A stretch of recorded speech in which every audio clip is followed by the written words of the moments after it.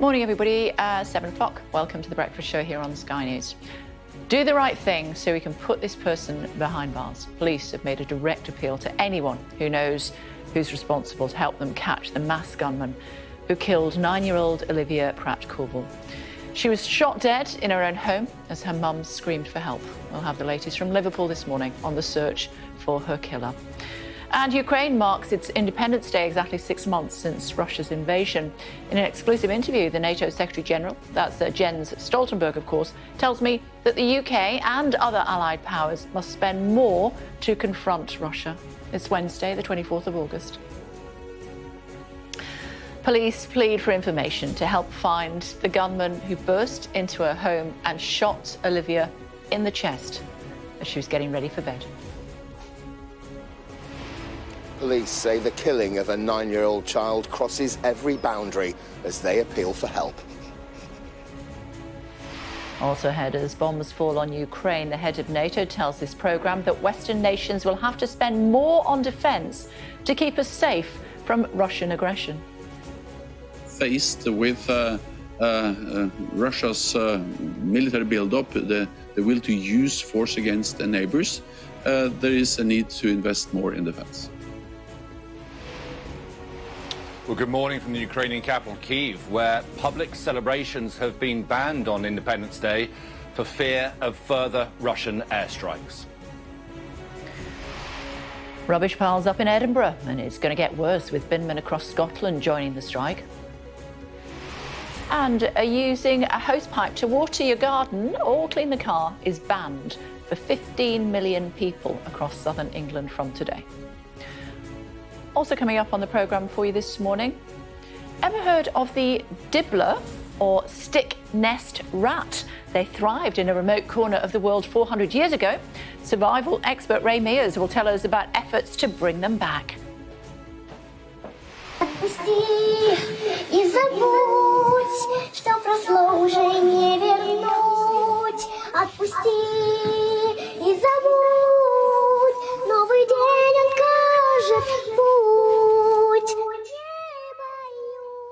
And we'll be speaking to the little girl who touched hearts around the world with her performance of Let It Go in a Kiev bunker.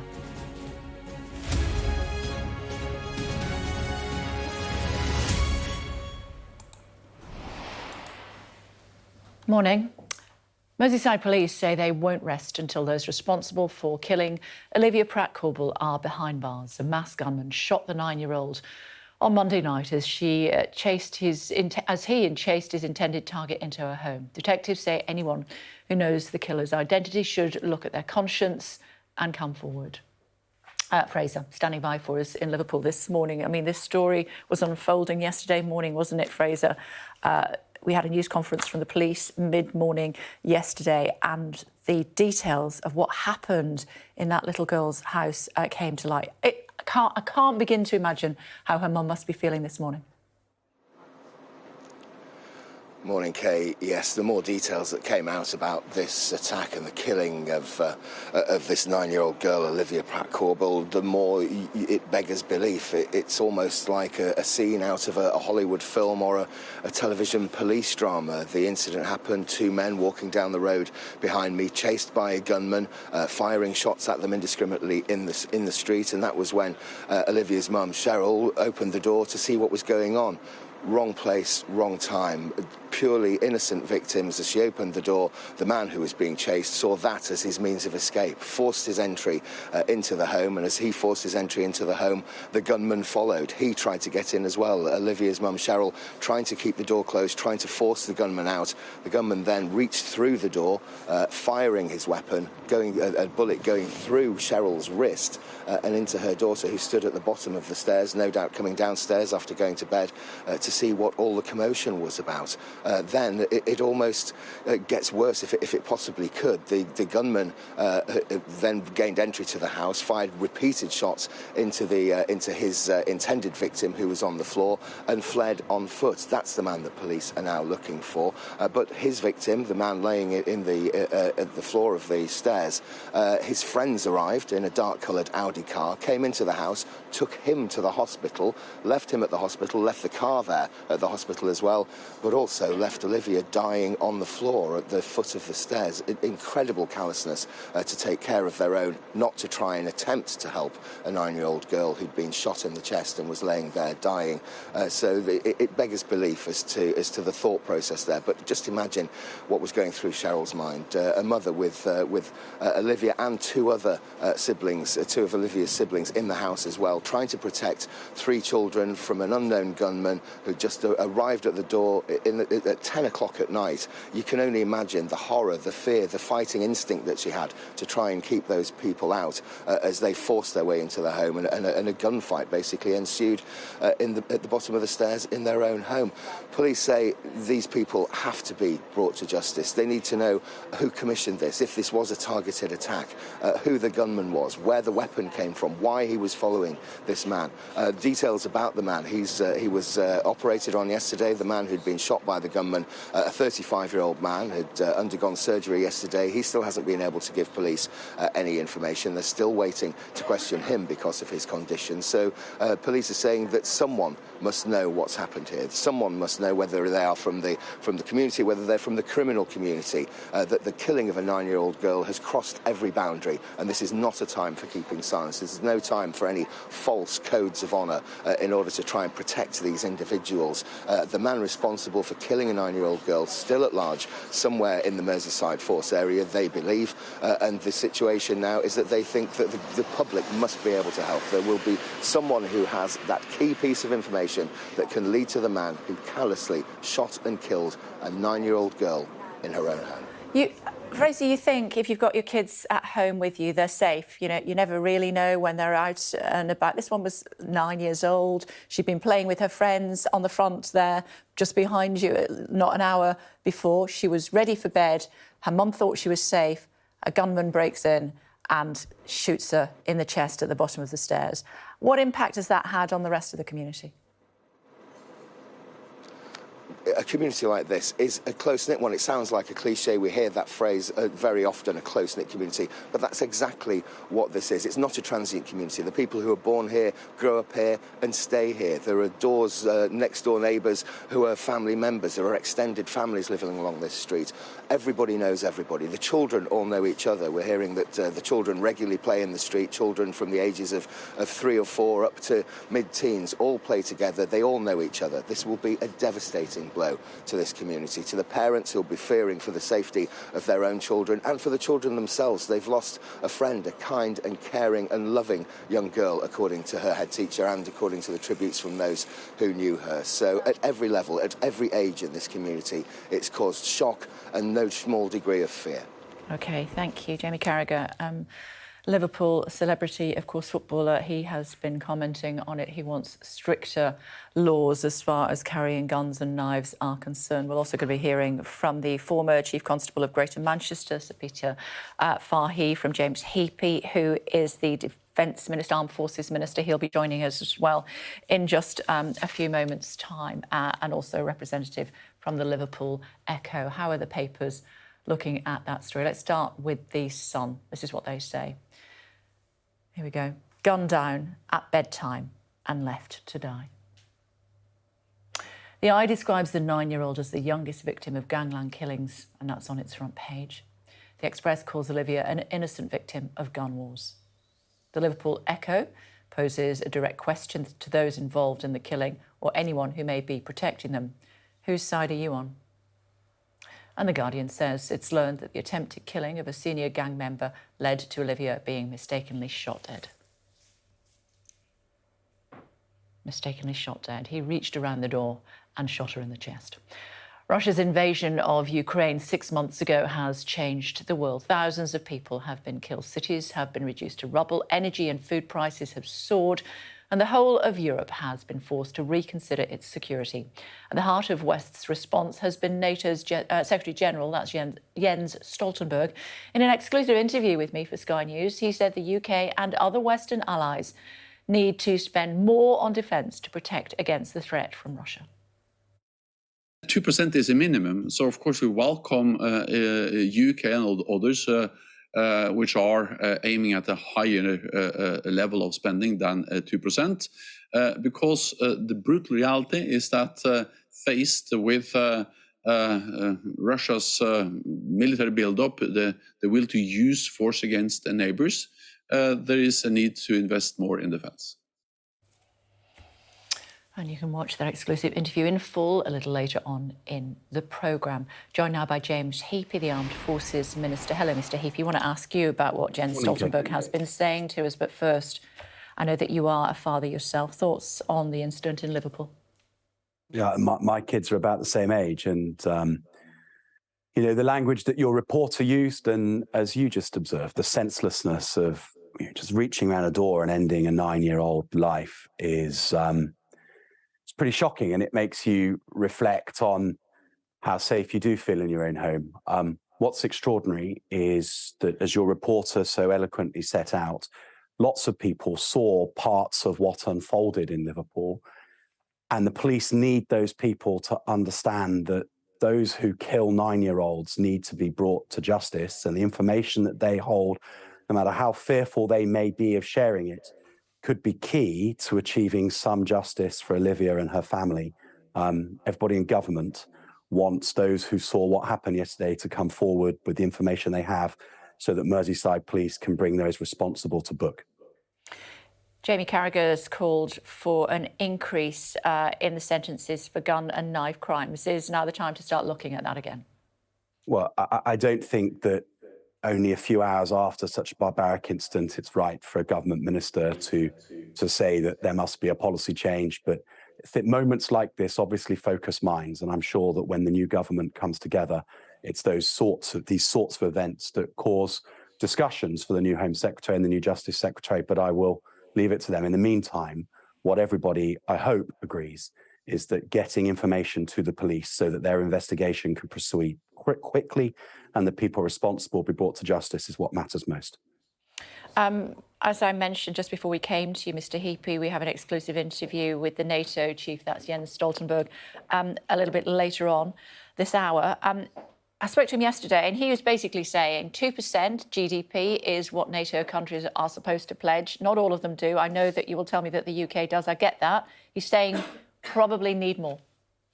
Yeah, and I think that's right. The security situation in the Euro-Atlantic has profoundly changed in the last year or so.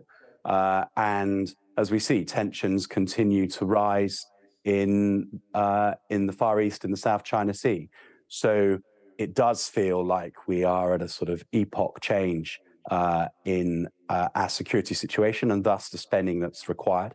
In fairness, Liz Truss, who I'm supporting to be our next Prime Minister, has committed to spending 3% of GDP, as you just heard Jens say, was now required. She's committed to do that by the end of the decade, with increases in defence spending every year on the way to that.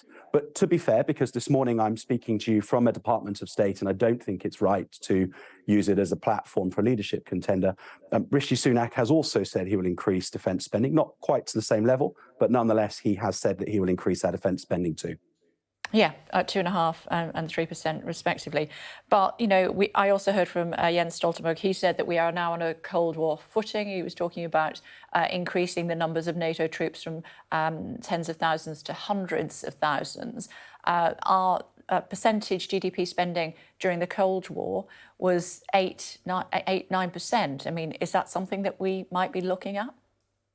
Well, look, I mean, 3% is a 50% uplift in the defence budget from what it was only a couple of years ago. That is a huge amount of money with which safeguards a number of really important upgrades to the UK's strategic and tactical capabilities.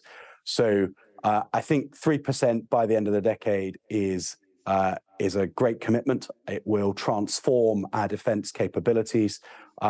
Whether or not we ever need to get back to the levels that were required in the Cold War depends on the success we have in containing Russia in its belligerence in Ukraine and in the way that the US-Chinese relationship develops in the Pacific. But 3% should not be should not be dismissed as a sort of interim figure. 3% is an enormous commitment for any government to make. And if we are led by Prime Minister Truss in a few weeks' time, that's a commitment she's made. And it will mean that beyond the US, the UK remains by far the largest defence spender in NATO, and we will have set an example for other European countries to follow. Yeah, but we're not ruling out doing what's necessary in order to keep our people safe, are we? Of course not, Kay. And nobody ever would, not only in the Ministry of Defence, but around the whole of government. Defence is expensive, but 3% is a very important announcement. Okay. And that shouldn't be brushed aside as not enough. It would be the second largest defence budget in NATO. So many of us, I should say, concentrating very much on the cost of living crisis here at the moment, and that is very much linked to the price of gas went up 34% earlier on this week because of the situation in Ukraine and the reaction by Russia. At what stage do we have to think, as much as we have much sympathy for the people in Ukraine, we need to make sure that people in the UK are looked after, and we have to look again at what's happening with our relationship with Russia? No, I mean, I think that I can understand why lots of people eating their breakfast and worrying about the cost of living will be agreeing with the premise of your question that, you know, there is arguably the most straightforward solution to the cost of living crisis is that we re-establish relations with Russia and everything goes back to the way that it was in the European energy market. Every single thing that I have seen in the last 6 months tells me that that would be catastrophic for security in the Euro-Atlantic. And thus not on some 10 or 15 or 20-year horizon, but within just a few years, we would find ourselves in a situation where an emboldened Russia was causing cost of living challenges that are 100 times worse than what we're seeing right now, because they might seek to expand their ambitions beyond Ukraine and into NATO territory in the Baltic, for example. We have to stand up for Ukraine, with Ukraine, so that this all ends on Zelensky's terms. Because if we do not, whatever the short-term pain and cost might be, we set the conditions for security in the Euro-Atlantic, and, by the way, an emboldened President Xi in the South China Sea to make the next 20 years on this planet really uncomfortable, really dangerous, and really expensive. Final question before I let you go, Minister, if you wouldn't mind. Scottish Power, one of the UK's largest energy companies, has proposed a plan to the Business Secretary to freeze energy bills for 2 years. That would cost around £100 billion, forgive me. To put that into context, that's more than the furlough scheme cost in its totality. What's the government's response? Well, these are eye-watering amounts of money, and yet, on the context of COVID, they're the sorts of amounts of money we speak of routinely for interventions. I don't think that a universal freezing of everybody's energy bill really helps to get taxpayers' money into the bank accounts of the people who need support the most. That's why I think that the more targeted packages, to be fair, both leadership candidates are proposing, are probably the better solution.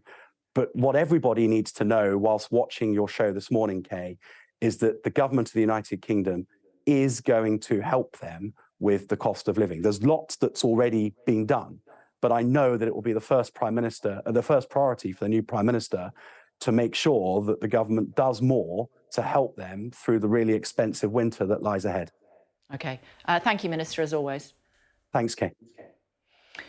Tamara is here with us. Morning. Thoughts? Morning, Kay. Well, all the news dominated by the horrific incident in Liverpool yesterday, and I thought it was interesting that James Heappey said that for the next government, this would trigger discussions. He didn't go any further than that. Of course, this is not the time to play politics, but discussions about sentencing and about policing and about law and order in general, because people in Liverpool will be very deeply worried by what they've seen yesterday and the fact that there have been 14 fatal shootings in the city this year, but also there have been in other cities as well. And so he said that this may end up being one of the big issues in the in tray of the next Prime Minister, whoever that is, alongside, of course, the cost of living. And it seems Liz Truss's supporters are very keen to reassure people that she isn't ruling out help for everybody. And if that help takes the form of an energy freeze costing £100 billion, because the person who we think will be her Chancellor, Kwasi Kwarteng, is currently the business secretary. He's having those discussions with energy companies at the moment who are putting forward those suggestions. It's not free, it's a loan, and we would have to pay it back on our bills in years to come. But that is a suggestion that is on the table, and certainly the energy companies say it's being seriously considered in government. Also interesting, because we're going to hear from Stoltenberg in just a moment or two, the NATO Secretary-General, of course. 3%, a 50% uplift, as he pointed, against GDP for our spending on defence. He's not ruling out that being more, given the threats, not only from Russia, but also China. No, Liz Truss has certainly, in the arms race of defence spending, said she would get to 3%. That will cost £10 billion a year, and of course there are questions about where that money comes from. And Rishi Sunak has said that he would put in more money as the finances allow. But I think the UK is also looking to other European countries to step up their defence spending as well, because Liz Truss has certainly been saying for some months before the leadership contest even began that the West was asleep at the wheel, essentially, and now needs to step up for the challenges that Russia will pose in the future. OK, tomorrow's take at 9 o'clock. Looking forward to it. Thank you. Still to come on the programme for you, speaking to Peter Fahy. He's a former police chief constable of Greater Manchester about the killing of 9-year-old Olivia Pratt-Korbel. She was shot in the chest by a masked gunman in her own home, getting ready for bed. And Labour's Shadow Justice Secretary Steve Reid will be with me shortly after 8 o'clock. Also speaking to Germany's ambassador to the UK, asking him about his country's commitments to Ukraine after 6 months of war. Edinburgh living up to its name as Old Reekie. Scotland's capital is overflowing with rubbish because of a strike by binmen that's now set to spread across Scotland. Here's James from Edinburgh.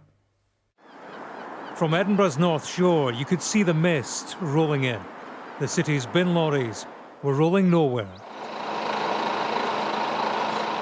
The bins are overflowing because of a pay dispute at peak tourist time. Refuse workers are halfway through a 12-day strike. Low-paid members who were on the front line during the pandemic, let's not forget, they're already telling us they're choosing between feeding their kids and heating the house. It's only going to get worse when it comes to October, when the price cap goes up and the heating goes on. That's why we need a pay rise now, which does reflect the cost of living crisis. You can see it, the street is a disgrace. Dean Gasave owns a restaurant in the centre of town. The bin strike is bad for his business. If we have another weekend like the weekend that's just passed, we're going to have big problems with vermin. We can't carry on like that. This is the heart of tourist Edinburgh. Business in Scotland's capital continues alongside the business of the strike. These scenes will be duplicated across Scotland in the absence of a deal to end industrial action.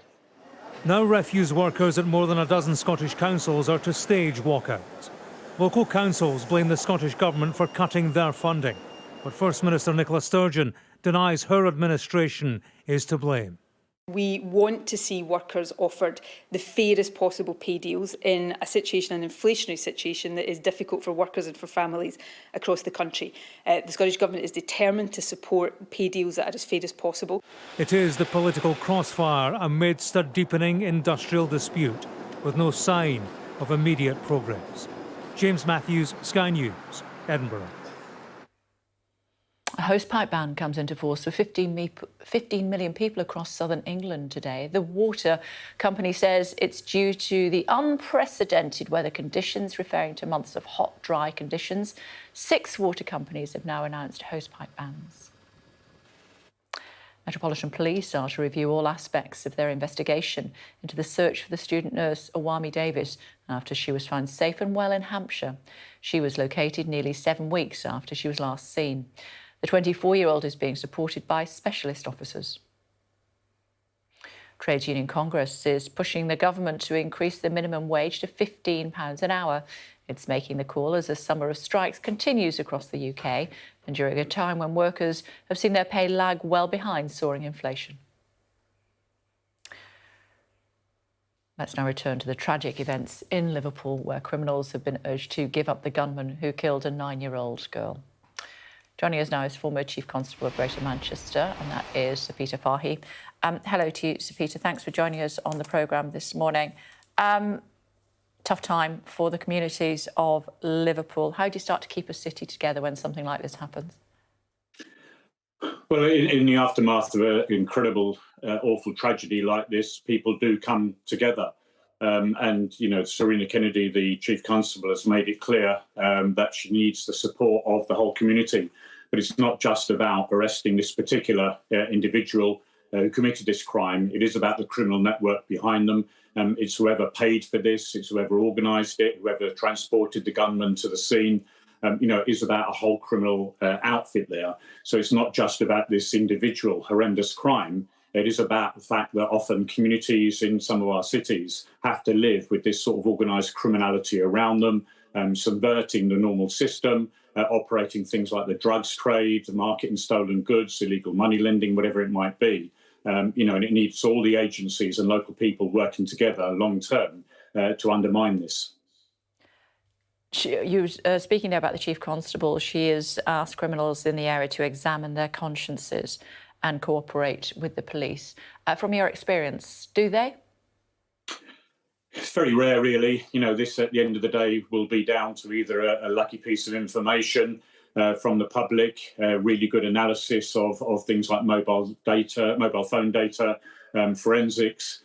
Sometimes another criminal gang will see it to their advantage, in a way, to pass, forward information which might lead to the disruption of another criminal gang. So this may be cleared very quickly. It may take many, many months of very detailed investigation.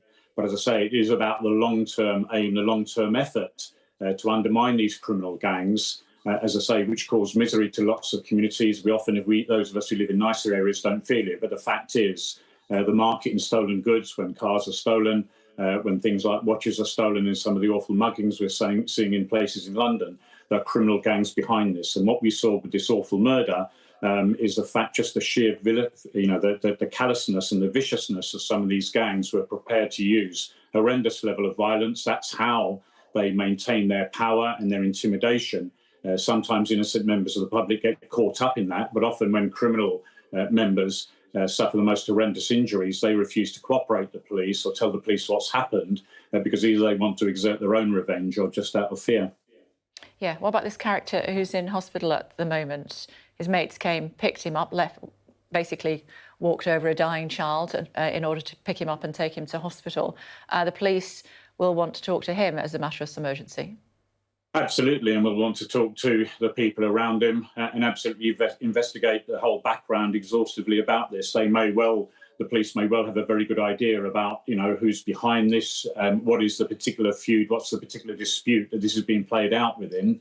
But the fact is, they have to get it to the criminal standard, to achieve a conviction and for any arrest to be, to ultimately lead to a person being behind bars. So absolutely, they're going to be investigating every different aspect of that. They're going to be relying on CCTV in the area. But ultimately, as I say, it's about long-term intelligence gathering, working with people like the National Crime Agency and the Regional Organised Crime Unit and other forces, but crucially other agencies in the City of Liverpool to share information, to share powers, as I say, not only to arrest this individual, but to take apart the whole criminal network behind them. Olivia's mum will never ever get over what happened in the hallway of her home. Olivia's siblings will never get over it. But how do the police officers in Liverpool, the police service in Liverpool, start to make other neighbours feel safe in their own homes? Well, it's through, really good local neighbourhood policing. It's been there visible in the local community. It's about the local people having confidence in the ability of their police force to take this apart. And sadly, Merseyside Police, Greater Manchester Police, West Midlands Police are used to this ongoing criminal activity and working with the local people and trying to reassure them. But ultimately, people will only have confidence if they see these criminal outfits being taken apart and their power undermined. And local people have a role to play in this, but it often can be very, very difficult. People who are going through really difficult times are then approached by people like illegal money lenders who say that they're going to help them, but actually just horrendously exploit them. Young people are drawn into the criminal outfits, into things like the county lines networks and exploited. Young people who possibly could do well at school are attracted, thinking that they could be the next Mr. Big, they could be, the next person driving around in a big BMW. And so these criminal outfits, they create an alternative value system and sometimes almost try and achieve an alternative criminal justice system. And that's how deep-seated some of this is. And why, I know all the agencies are working together, and sadly, lots of police forces are extremely experienced in dealing with this. And, they'll be making every effort now today to not only get these people arrested, but at the same time try and reassure local people and making sure local people have confidence, in the system, in the criminal justice system, in the core agencies, and don't feel that they have to rely on criminal outfits, to help them get through life. OK, so Peter, thank you. Well, that, of course, our top story on the programme this morning. And police in Liverpool have appealed to the people there to turn in the killer of 9-year-old Olivia, shot dead at her home. NATO's Secretary-General Jens Stoltenberg has told this programme that allied countries will have to spend much more on defence. And we just heard from the Armed Forces Minister, who agreed that the invasion of Ukraine has changed the situation dramatically and said whoever becomes Prime Minister, the defence budget will increase. Well, it is 6 months since the war began in Ukraine. It's also Independence Day in Ukraine. We were speaking to Jens Stoltenberg, the NATO chief, and this is what he's been saying to us. We are fundamentally doing two things. We are providing support to Ukraine to help them uphold the right for self-defense against the brutal aggression of Russia. And the other thing NATO is doing is to prevent this war from escalating beyond Ukraine. NATO and NATO allies are not part of the conflict, and we have increased the military presence, especially in the eastern part of the alliance, to send a very clear message to Moscow that if any NATO ally is attacked, the whole alliance will respond, and UK is playing an important part in those efforts. Does that mean we are putting ourselves on a war footing?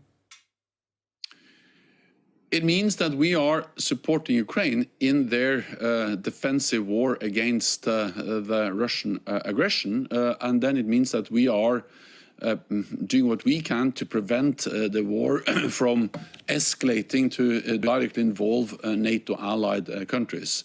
And we do that in the way we have actually preserved peace for more than 70 years as NATO. By having credible deterrence and defense, telling Moscow clearly that all allies will protect and defend an ally which is under attack. So that's the way NATO preserves peace, and it's even more important now. Spending targets for NATO members is at least 2%. That's the hope, that's the ambition. During the Cold War, Britain's spending rose to almost 8% of GDP. Are we entering, potentially from what you're saying, a sort of Cold War readiness where we are going to have to look as member countries at spending more to keep our people safe? We need to spend more on defence, and I have been a politician myself for many, many years, and I know that, of course, it is always more tempting to spend on healthcare, on education, on infrastructure, instead of spending on defence. But when we live in a more dangerous world, when we see the aggressive actions of President Putin against a sovereign, peaceful nation in Europe, Ukraine, and all the threatening rhetoric against NATO allies, then we need to invest more. And that's exactly what NATO allies are doing. The UK already spends more than 2%, but we need to do more together. And we need to invest in new and more modern capabilities to ensure that we are able to also protect all allies in the future. Liz Truss, who may well be our next Prime Minister, I'm sure you're aware of that, is suggesting 3% of GDP here in the UK by 2030. Do you think that would be enough, or given what we're looking at and the situation in Europe at the moment, we could find ourselves in having to invest even more as a percentage than that? The NATO guideline is 2% of GDP, and my focus now is to ensure that all allies meet that guideline. The good news is that more and more allies actually spend 2% or more on defense, and those who are not yet at 2% have, most of them, clear plans in place to reach 2%. Then 2% is a minimum, so of course we welcome UK and others which are aiming at a higher level of spending than 2%, because the brutal reality is that faced with Russia's military buildup, the will to use force against the neighbors, there is a need to invest more in defense. What about deliberate damage to a civil nuclear reactor in Ukraine, which potentially could send a plume of radiation westwards to NATO countries? What would NATO do then? That's a very dangerous situation, and it can, of course, also affect people in NATO-allied countries. But it's a different thing than an armed attack on a NATO-allied country. The situation in around the Zaporizhzhia nuclear power plant, the biggest nuclear power plant in Europe, is dangerous, and it's reckless of Russia to deploy forces to use the area around the nuclear power plant as a launching pad for artillery for attacks on Ukrainian forces. So therefore, we need the International Atomic Energy Agency to have access to be able to inspect the site. We need the Russians to move their forces away from the nuclear power plant, and we need the Ukrainian operators to be able to do their work in a peaceful and controlled environment, because what Russia does around the Zaporizhzhia nuclear power plant is dangerous, and it's dangerous for not only Ukraine but also for the whole of Europe. Between Brexit and talks of other European countries, Hungary, Sweden, Italy, leaving the EU, and the NATO withdrawal of Afghanistan this time last year, which do you think emboldened Putin the most to exploit, I should say, Europe's perceived weakness and disunity and invade Ukraine? Putin invaded Ukraine in 2014. Then he illegally annexed a big part of Ukraine, Crimea, and he started to move forces and to support the separatists in the eastern part of Donbass. So Russian aggression against Ukraine didn't start in February this year. It started 8 years ago. Then, of course, what you saw this year was a full-fledged invasion. And that was invasion they have planned for many months. NATO allies actually predicted the invasion. So I think it's no way to try to speculate whether this is linked to Afghanistan or any other thing. The reality is that Putin has an ambition, and this is an ambition that he's had for a long time, to re-establish some kind of sphere of influence where he can control neighbors, and in particular Ukraine and other countries in his close neighborhood. But do you acknowledge that he is taking the opportunity to exploit European disunity? What we see, and therefore we need to understand that Ukraine is a highly valued partner of NATO. We provide support to Ukraine, but Ukraine is not a NATO ally. So the same security guarantees that applies for all NATO allies, United Kingdom, for all other allies, they don't apply for Ukraine. What we have done for Ukraine is that we have supported them, and again, United Kingdom has been part of that, especially since 2014, with more equipment, more training, and that's the reason why the Ukrainian armed forces are much stronger, much more capable now than in 2014, and why they have been able to fight back, to stand up against Russia's brutal invasion and actually retake some territory and also fight back so the Russian offensive, for instance, in Donbass has stalled. So that's our main purpose. My main task is to continue to provide support to Ukraine. But if I may, sir, I mean, you talk about it not being a NATO member, Ukraine. Neither was Afghanistan, neither was Bosnia, neither was Kosovo, and yet we sent troops there. Does NATO regret not answering the call quicker from Ukraine when they said, the writing is on the wall, we need your help on the ground now? Well, actually, we stepped up in 2014, and we have done a lot since then. NATO and NATO allies, and actually, it was NATO and NATO allies that warned clearly against the invasion many months ago, and we predicted very exactly the invasion and the playbook for the war, the aim of Russia to try to take Kiev, and we have no indication that Russia has changed its ambition when it comes to controlling Ukraine. But it is exactly the support from United Kingdom, from other NATO allies, that has enabled, at least helped to enable the Ukrainian forces to stand up against the invasion. And President Putin made a big strategic mistake when he invaded Ukraine. He thought it could take control of Ukraine within days. Now Russia has waged war against Ukraine for 6 more months, and what we see is a war of attrition, where Russia is taking a lot of casualties because of the courage and the capabilities of the Ukrainian armed forces and the Ukrainian political leadership.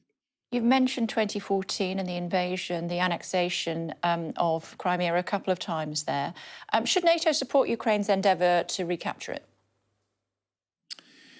We should support Ukraine in the right to defend themselves, a right which is enshrined in the UN Charter. NATO is not part of the conflict, but we support Ukraine. Then it's for Ukraine to decide. This war will most likely end at the negotiating table. President Zelensky has stated that clearly. But we know that what Ukraine can achieve on the negotiating table is totally dependent on the strength on the battlefield. And therefore, the best way we can ensure that the negotiations lead to a result which is acceptable for Ukraine is to provide military, economic, financial, humanitarian support to Ukraine now. So are you suggesting that potentially President Zelensky should be in a position where he has to compromise on sovereign territory that has already been annexed by Russia?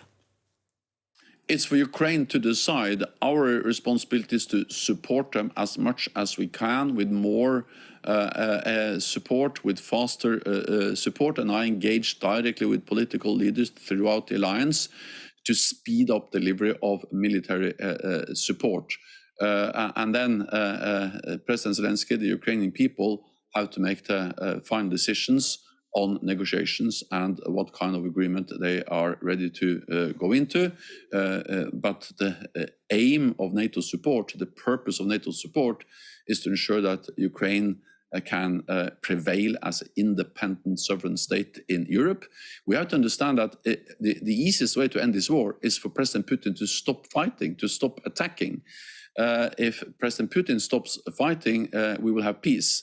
If Zelensky, Ukraine, stops fighting today, then Ukraine will cease to exist as an independent sovereign nation. So therefore, we need more military support to Ukraine. That's my message. OK, but just to clarify, are you saying that if President Zelensky says this war is not over until Crimea and the Donbass region of Ukraine is taken back into Ukrainian sovereign control, if he says not until that has happened is this war over, that is something that NATO would support? We will support Ukraine for as long as it takes. We will support Ukraine to prevail as an independent sovereign state in Europe. And then this war will most likely end at the negotiating table. And the outcome of that will totally depend on the strength on the battlefield. That's the reason why we support them. Well, Yuriy Sak is an advisor to Ukraine's Minister of Defence and is with us now. Hello to you. Thank you for joining us. What was your interpretation of what we were hearing there from Jens Stoltenberg? Do you think that NATO will support Ukraine until Crimea is brought back into sovereign control? Good morning, and thank you for inviting me. Of course, we, as an independent sovereign country fighting an aggressive war, we are counting on the support of our international partners, and we understand that this is a war which Ukraine is fighting on its territory. But this is as well a war which Ukraine is fighting for the values of the whole of Europe. This is a war which we are fighting for the future, the European freedom. This is why the support of our international partners is vital. As for the Crimean Peninsula, Crimea is a sovereign territory of Ukraine. It was illegally annexed in 2014. This is an internationally recognized fact. And only yesterday, there was a very important meeting in Kyiv, which is called Crimean Platform. And during that event, our president has said that Crimea was, is, and will be Ukrainian. And when Ukraine liberates Crimea and reestablishes its control over its sovereign territory, the people of Crimea will again begin to live in freedom and democracy. Similar statements were made yesterday by the Polish President Andrzej Duda, who said that Crimea is Ukrainian, as well as Mr. Erdogan, the President of Turkey. So, as we can see, there is an international consensus with respect to the legal framework within which Ukraine approaches Crimea. It is Ukrainian territory, and it will be Ukrainian territory. Jens Stoltenberg also said that more military support is needed by Ukraine. What should that military support look like? Ukraine already received very important military support from our international partners. As we have seen, after Ukraine received for example, the 155 caliber cannons, as well as multi-launch rocket systems, such as HIMARS and M270, we were able to considerably reduce the number of casualties, and we were able to disrupt the Russian aggressors' supply lines, their logistics, their ammunition depots. This all resulted in the stabilization of the front line. Now, we are entering now a stage of this war in which Ukraine will most probably be preparing itself for a counteroffensive, for liberating our territories. This means that we are in dire need of further military assistance.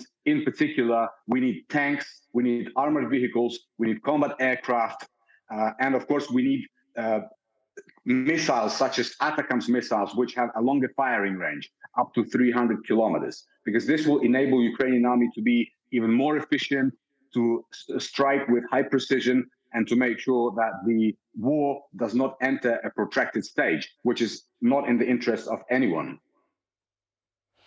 It's good to talk to you. Thank you very much indeed for joining us on the programme. Thank you. Thank you. Alistair is in Kiev for us this morning. Hello to you, Alistair. Good morning. Your thoughts on what we were just hearing there from the Ukraine's Minister of Defence and advisor too, and also what we heard from Jens Stoltenberg before that? Well, I think what you're hearing from the NATO Secretary-General is really crystallising the general thought across Europe and the United States, and that is that NATO and European allies are in this for the long term, and they are going to stand by Ukraine, particularly through what could be a very tough winter financially for a lot of countries in terms of energy bills and stuff like that, which I think Vladimir Putin is hoping will create some cracks in the alliance. But that doesn't seem to be appearing, and later today we'll hear an announcement from the White House of a new $3 billion package of military equipment to Ukraine, the largest donation yet from the White House. We don't know the details of it, but I think it's going to be longer term stuff. So it will signal that they are going to stick by Ukraine throughout their fight to liberate their country. And what you were hearing in your last interview there, of course, is pleas for more equipment. And I think the Ukrainians feel that the more that they put up a resilience against the Russians and show that they can, at the very least, hold their ground, if not push them back, then the more willing their partners are to give them more high-end equipment. And we've seen that as really a narrative throughout the 6 months. As it's gone on, they've got better and more sophisticated equipment. And I think we could expect that to be continuing through the coming months. As for today, well, it is a bittersweet day. It's going to be marked pretty soberly, certainly here in Kyiv. I mean, look around me, we're in one of the main squares here. It's very, very quiet, and it's approaching mid-morning here. Just to give you some figures, some sobering figures, with the caveat that it's always very hard to know precisely exact numbers, but around 6,000 civilians have been killed during the last 6 months, 350 of those children, more than 8,000 have been injured, and then 6.5 million Ukrainians have been displaced from their homes, either internally or elsewhere in Europe. So this has taken an enormous toll on the country. Independence Day, independence from the Soviet Republic, is normally marked here with street parades, with street parties. Not today. There is a fear of further Russian attacks, either on the capital Kiev here or elsewhere in Ukraine. So it's going to be very muted, and they will have their minds firmly focused on what is happening to the east and the south of here, the fighting on the front lines that goes on every bit as viciously as it has done over the last 6 months. Saw the Ukrainian leader with his troops yesterday. As you said, they've decided that even though it's Independence Day, any celebration, any marking of that event will be very muted. And that's not least, as you were pointing out, because of concerns about what Russia might do. Yeah, absolutely. The Americans have released some intelligence over the last 48 hours saying that they believe they have information suggesting that Russia will somehow try and disrupt Independence Day celebrations with further attacks and enhanced attacks. President Zelensky has told the nation to prepare for something ugly in this coming week. And so I think the reason for no major celebrations, no street parties is twofold. I think it is for people's security here to make sure that they're largely staying at home. And different cities are doing different things. Kharkiv, which is further closer to the Russian border from here, there's a 48-hour curfew. Mykolaiv, where I've been in the last couple of days, they're advising people to work from home. But here I think it is for security reasons, but also because of the tone and the message it sends. People, of course, want to mark the independence from the Soviet Republic, and they will want to show their support for the soldiers fighting. But they will be very aware that any kind of sort of street partying is just not in keeping, not in tone with what the reality is on the ground in the east and the west. OK, for now, thanks very much indeed. Thank you. The other thing that we want to flag up, we've not yet got her, but we are going to get her, is, do you remember that little girl who was in the bunker in Kiev in the early days of the war? And she stood up on a chair and did this. Не боюсь ничего уже, пусть бы шум ничто, холод всегда мне был по душе, а я иду все выше на ледяную пласть, и страха не ринувшись, меня уж не догнать. That was Amelia. She now lives in Warsaw with her mum, and she's performing at a concert tonight, and we are hopefully going to chat to her in just a moment or two. Before that, though, want to talk to you about the little girl in Liverpool who was about the same age until she was shot dead in the hallway of her home at 10 o'clock in the evening, just being put to bed by her mum. Fraser is in Liverpool for us. And as we were saying at the start of the programme, Fraser, as this story developed through the day yesterday, it became almost incomprehensible what happened. Well, Kay, the details of this, the more details we heard, the more shocking the story became. Two men walking down the street, chased by a gunman. One of them, shots were fired. One of them gained access to the house, to Olivia Pratt-Korbel's house. Her mother tried to prevent that man entering as he tried to flee the gunman. The gunman then forced his way into the property, and by doing so, he put his hand through the door with the weapon, fired the weapon. The bullet actually went through Olivia's mother's, Cheryl's, wrist and into Olivia's chest. And as she lay dying on the floor, the gunman then fired repeated rounds into the man that he'd been chasing before making good his escape. Friends of the man who'd been shot then arrived at the property, took him to hospital, leaving Olivia dying on the floor. The vehicle that they'd taken him to hospital in was left at the hospital. That man has undergone surgery for gunshot wounds. Police still haven't been able to interview him because of his injuries, and he has not yet been arrested by police. And so the hunt goes on for the gunman, 5'7" of slim build. At the time, he was wearing a black jacket, black trousers, black gloves, and a black balaclava. So not much to go on in the way of physical description, other than he's only 5'7" tall, and of slight build. This is an abhorrent act of evil, says Liverpool's Chief Constable. She says that this man must be found and that this is no time for any code of silence, no time for any false sense of honour within the criminal fraternity, that they should come forward and give the information that the police need to try and make a crucial breakthrough in the search for a gunman who forced his way into a home, shot dead a 9-year-old girl and then made good his escape. There's been a number of firearm-related crimes here in Liverpool in recent days, and police say that this man must be brought to justice. I want to ask Fraser about this character that's in hospital at the moment. What do we know about him? 35 years old. We know that he was walking down the street with a friend when he was chased by the gunman. Whether he was the intended target, whether this was a random shooting, whether this was a targeted attack, still not clear by police. There was another shooting just a couple of days ago.